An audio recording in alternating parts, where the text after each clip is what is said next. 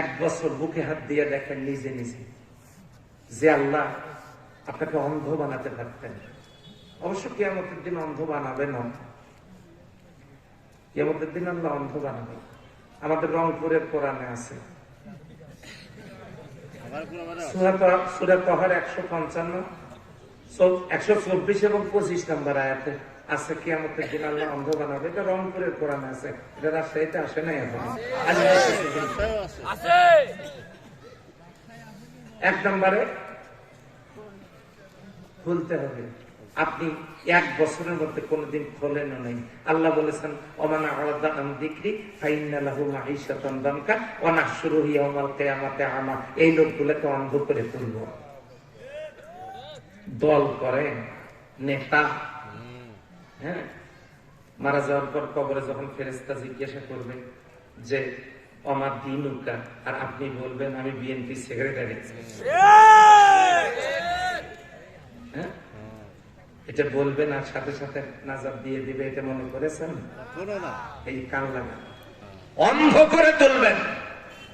অথচ আপনার বাড়িতে কোরআন আপনি কোনদিন খোলেন না, পড়েন না, বোঝেন না, মানেন না, এলে পড়েন না। আল্লাহর নবী কিয়ামতের দিন বলবেন অকাল রাসূল ইয়া রাব্বি ইন্না কওমি ইত্তাখাযু হাযাল কুরআনা মাহজুরা।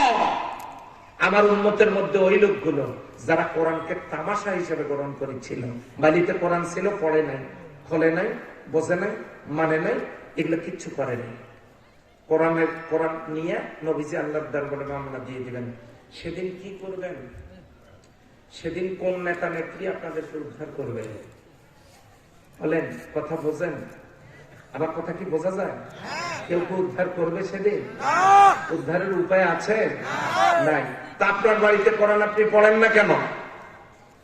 আমি তো ওই কথাই বলি, বঙ্গবন্ধু স্বাধীনতার মহান স্থপতি বঙ্গবন্ধু, তিনি ইসলামিক ফাউন্ডেশন প্রতিষ্ঠিত করেছেন দুঃখ কপালে। অথচ সেই বঙ্গবন্ধুর দলের কর্মীরা কোরআন, হাদিস, তাফসীর এগুলো পড়ে। অথচ তিনি ইসলামিক ফাউন্ডেশন প্রতিষ্ঠিত করেছেন। তারাই তো এখানে বক্তব্য দেওয়ার কথা কোরআন হাদিস নিয়ে, কারণ প্রতিষ্ঠাতা বঙ্গবন্ধু ইসলামিক ফাউন্ডেশনে।